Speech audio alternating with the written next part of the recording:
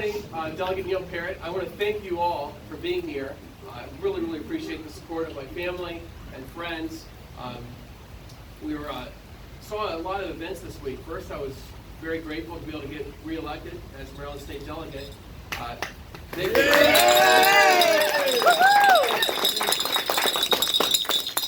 They got very grateful and honored to be able to have the third term.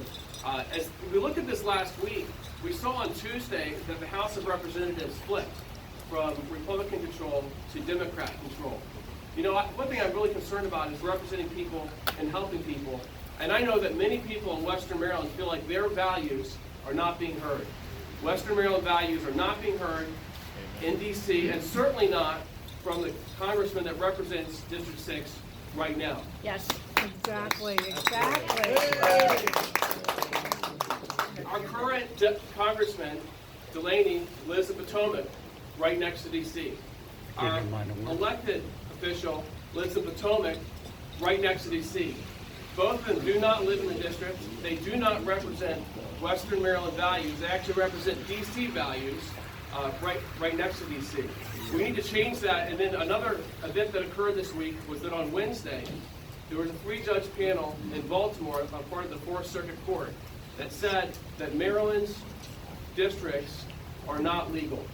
They said that we have until March to change Maryland's 6th congressional district by looking at the 6th and the 8th district and combining them so that we have fair representation. They ruled that the 7 Republicans that sued, they were being discriminated against when this map was being drawn and that it needed to be redrawn.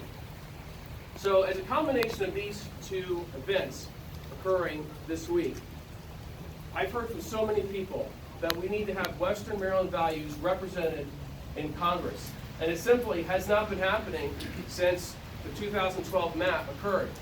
One thing I've done as a delegate and just as a person before I was a delegate is try to listen to the people of Washington County, try to listen to my neighbors, try to listen to what's happening.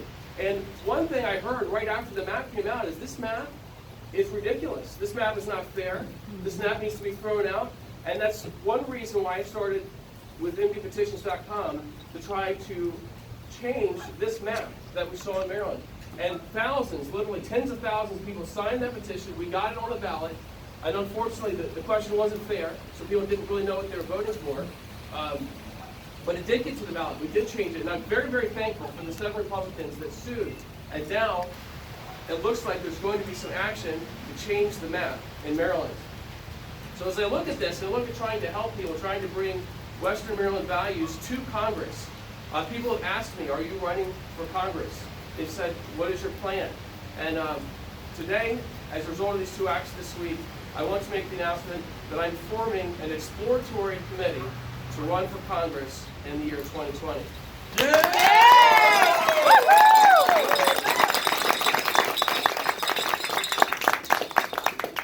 There's a lot of work to do. Of course, we don't know what the Supreme Court is going to do, if they're going to take it or not take the case. But one thing I do know is my goal is to listen to people all across the district. I plan to listen as a part of this exploratory campaign. And I plan to talk to people and find out what they care about and what we need. And I know that what we need is not what Washington, D.C. congressmen can offer Western Maryland. So it's time for a change, and I'm very thankful to be able to form an exploratory committee and try and look towards maybe possibly running in the year 2020. Yes, I'll open it up to the press. Thank you. When do you think you'll make the final decision? Well, yes, so I'm going to form the exploratory committee now and start talking to people, start asking people their thoughts. I actually have a steering committee that's getting formed right now, and so I think I'm going to know a lot more information as we move forward over the next couple months. So you don't have an actual I don't have an actual time right now, no. Okay. We don't know yet what the boundaries are going to be, or we don't know whether the Attorney General is going to appeal this decision.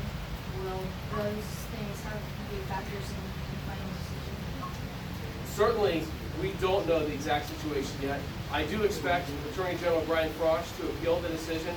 It'll go directly to the U.S. Supreme Court. That's where we go next. So the Supreme Court will decide whether to take the case or not take the case.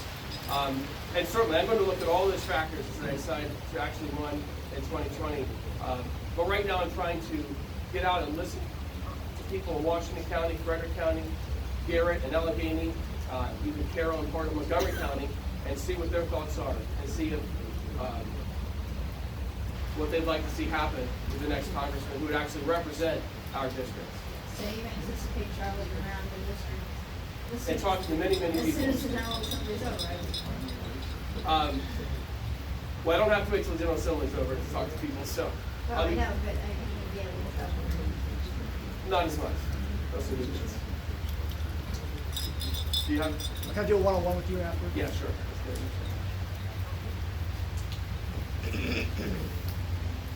Well, great. With that, I just want to thank you all. You've supported me for a long time, a lot of you, and I'm so thankful that we can work together to try and make a positive difference here in Washington County, here in Western Maryland, and here in the state of Maryland.